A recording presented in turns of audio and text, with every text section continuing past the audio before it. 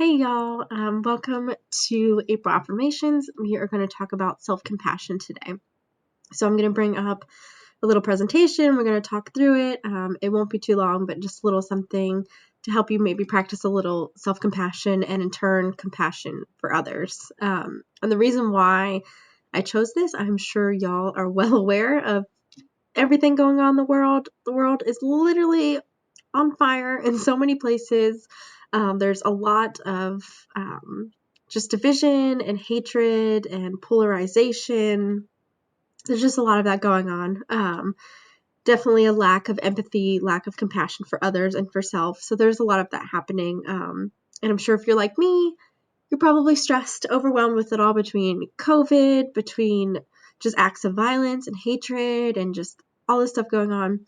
You're probably a little stressed and overwhelmed too. So hopefully you've been getting a lot of stuff from April Affirmations and being able to kind of be more mindful and spend some time in relaxation and kind of in calm and finding some peace. So I'm going to share my screen in a minute. I'm going to slide this over. Okay. So, like I said, we're talking about compassion, mostly for yourself, but also how that translates into compassion for others. So, what is self-compassion?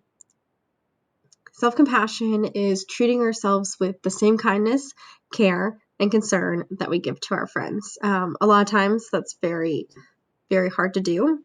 If you're like me too, like most of us, we have a very strong inner critic and we are criticizing ourselves a lot, or we're obsessing about ourselves, how we look, how we're performing, how we're doing, what others may be thinking of us, criticizing our performances, thinking that we could do better, do more, be more, all of that happens.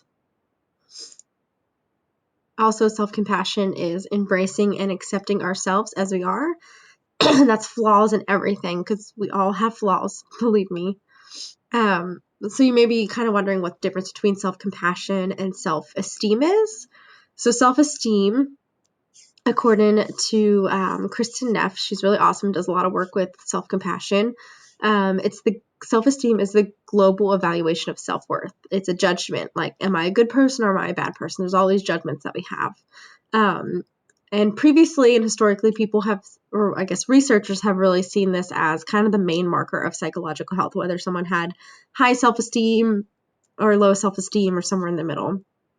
But self-esteem can often be problematic, whether it's low or high. Obviously, if it's low, then we're feeling down. We might be a little depressed, probably really hard on ourselves, thinking we're not good enough or that we're not enough in general, not doing enough.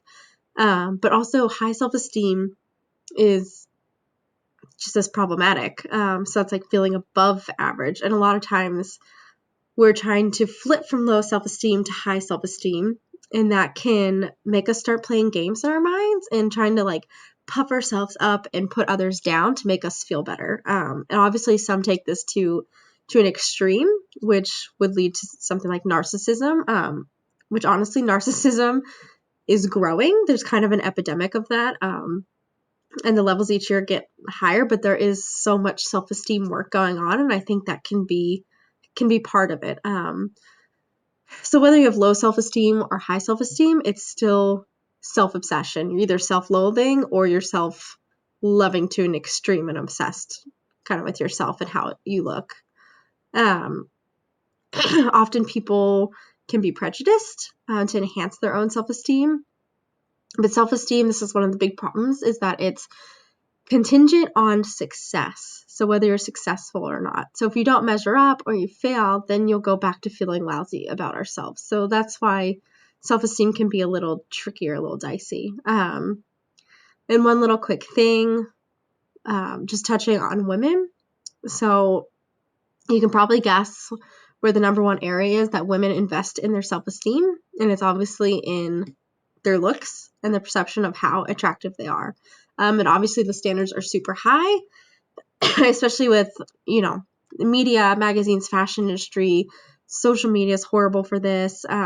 And now we have so many filters, and people put filter on filter on filter, and it makes it hard, and it skews our perception of who we are, what we're worth, and what we think we should look like.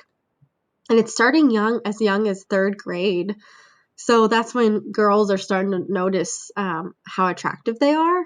And at this point, self-esteem for girls starts taking a nosedive because they're paying attention to how good or bad they look and are judging themselves on that. So on to self-compassion. So this is a way of relating to ourselves kindly. And like I said here, embracing ourselves as we are, flaws and all. So there are 3 core components to having self-compassion. So here they are. It's treating ourselves with kindness versus the harsh judgment that we often carry around. So you want to think of this like how you would treat a good friend, because you wouldn't talk to a friend or maybe even a family member like you talk to yourself. So you don't want to be harsh and cruel to yourself. You want to move into more encouraging language, being empathetic and patient and kind and loving towards yourself instead of cutting yourself down and tearing yourself down all the time. The second thing is common humanity. So self-compassion really asks, how am I the same as others? Where self-esteem often asks, how am I different than others? And sometimes, how am I better than others? So that's another one of those little problem areas of self-esteem.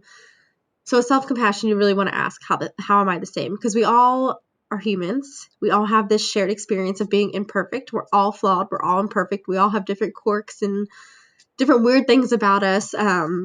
And so when we can start recognizing that we're all struggling, that we all have imperfections, we don't have to feel bad about that. We can relate to other people. We don't have to hide and shut off and put up walls and think that we're abnormal because we're having these struggles, or we feel different, or we feel weird, or we feel imperfect. I mean, the truth is all humans are imperfect. And we all have different imperfections and different unique qualities and different things about us. So you tear down those walls and you share this common humanity. And I know just traveling and being other places in this country, I've met a lot of people, and it's just amazing because we're all like the same. Of course, we all have differences, but we're all the same. We all want and long for the same things. We all want love and compassion. We want to be understood. We want kindness. We want to be able to express ourselves and use our voice. So it's, when we break it down to that, like, we are all the same. I mean, oftentimes we have different things that get in the way. We have different struggles. We may have different past traumas or past experiences that may be preventing us from being the kind and loving human that we need to be or long to be. But deep down, that's all what we long for. And with this common humanity, like, you can start having that compassion for yourself that, hey, we're all human. We all make mistakes. We all fail. We all have imperfections. Sorry, my allergies are terrible. And then also that opens you up to having immense compassion for other people too, because you never know what anyone's going through. You never know what their struggle is. You never know what stories or limiting beliefs that they have in their mind. You don't know their past. You don't know their traumas. There's a lot of things that you don't know. So when you can just come down to this common level, it makes it a lot easier to have kindness and compassion for others. And often compassion for others, as humans, we often think of like, what can I get in return for something, rather than just being kind or loving or empathetic for the sake of being kind or loving or empathetic. So I think if we start showing up and coming from that place first, we're going to strengthen our relationships, and we're going to build this common humanity and build this compassion for each other. And the third one is mindfulness. So I've talked about mindfulness before in the past, if anyone has ever come to any of my sessions or watched it, but that is being with what is in the present moment. So it's being here in the now, which we're terrible about because we're always up in our heads, and we're just worrying about things that are going to happen, or stressing about something in the future, or we're in shame and thinking about something in the past. It's very hard for us to be in the now, especially with how busy things are in life, how many distractions there are with especially social media, technology, school, work, all of these things, family life. It's very distracting, and it's hard to be in the here now. And often we are suffering, we're experiencing suffering because that gives us the chance to be compassionate with ourselves. And often we're not even aware of our own suffering, especially when we're the ones causing it to ourselves, when we're being harsh to ourselves, like when we believe that we have to be self-critical to motivate ourselves. And there might be this little fear that if I'm too kind to myself, I'll be self-indulgent and I'll be super lazy and I won't get anything done and I'll be selfish. But that's that's not typically true. And we can still be kind to ourselves without being self-indulgent and lazy. Research shows proves that when you are kind and compassionate with yourself, you do more things. You take more risks. You go after things that you want, and you're just easier with yourself. You have more peace. Because criticism really undermines our motivation. So when we're critical and harsh to ourselves, we're not motivated to do anything. We're just stuck in our minds and in a cycle. So when we are criticizing ourselves, we are tapping into that reptilian brain, which is in the back. And this stems back to, millions of years, like Paleolithic era, when our ancestors had to survive, had to be aware of whatever predators were out there, when they had to go hunt for stuff. There was a lot going on. There was a lot of active threats that were happening. So this reptilian brain is not that old, so we still live in this threat center a lot. And this is where we get into, the fight, flight, or freeze. And when we're critical on ourselves, we're in this same area of the brain. Our bodies are releasing cortisol, which is that stress hormone, and we're in the fight, flight, or freeze constantly. And this is threatening like the concept of ourselves and who we are. And I like what Kristen Neff says, that self-criticism is a double whammy. We are both the attacker and the attacked, which is, I never thought of it like that, but it's so true. We're attacking ourselves. So that puts us as the attacker, but then we're also hurting ourselves and defeating ourselves, which means we're attacked. And when we're doing this, there's high levels of stress. There's a lot of cortisol, which leads to other things happening in the body, and other processes shutting down. It impacts your hormones, your cognitive functioning, and it can lead to higher levels of depression, anxiety, worry, overwhelm, all of those things. But we also have this mammalian part of our brain, which is our caregiving system, because we are humans, we're mammals. And our bodies are programmed to respond to warmth, to gentle touch, and to soft vocalization. So these are things that you can tap in and give to yourself, whether that's like a warm bath, or you're just kind of holding yourself, or hugging a friend. Hugging a friend is so powerful, or a family member. And just speaking softly to yourself or with a friend if someone's with you. This can help reduce our cortisol levels. It can release oxytocin and opiates in the brain, which are the feel-good hormones. It really lifts us up.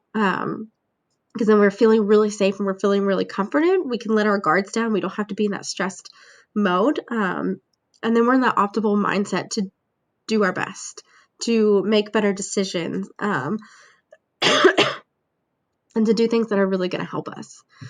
So, you might ask a friend who's struggling that like a compassionate approach would be, what can I do to help? How can I support you? And those are some things that you can ask yourself, like, what do I need right now? How can I support myself?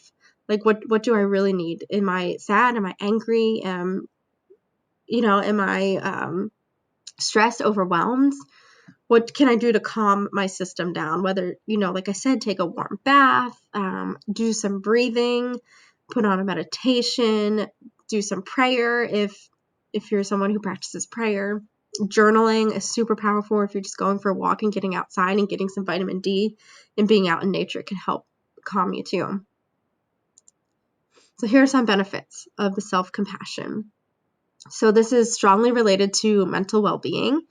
So when you're practicing self-compassion, you will experience less stress, less anxiety, less depression, less perfectionism, and it also leads to more happiness, more life satisfaction, greater motivation, greater self-responsibility, and it also leads to you making healthier lifestyle choices because you're not reacting from a place of fear. You're coming from a place of calm and peace and self-compassion. So it's easier to want to eat well and to move your body rather than stress eating or binge eating because there's a lot going on. You also have more of a sense of connectedness to others. So your interpersonal relationships will greatly improve because you have that connection. You're able to express that compassion and empathy and kindness and love to others, while at the same time, you're giving that to yourself. So self-compassion is not associated with narcissism like self-esteem can be. It's not that constant social comparison, which can happen with, trying to chase a higher self-esteem. And it's not like an ego defensive aggression. So you're not in that fight, flight, or freeze and in that ego and kind of getting defensive about things. And with the mindfulness and all of this self-compassion, you're in the moment and you realize that you too are a human being and you are worthy of love, just like every other human being you are encountering.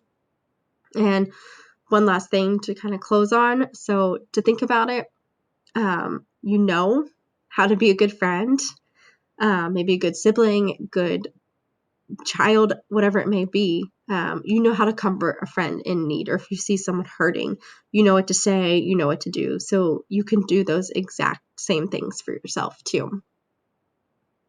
So I'm going to stop sharing. Okay.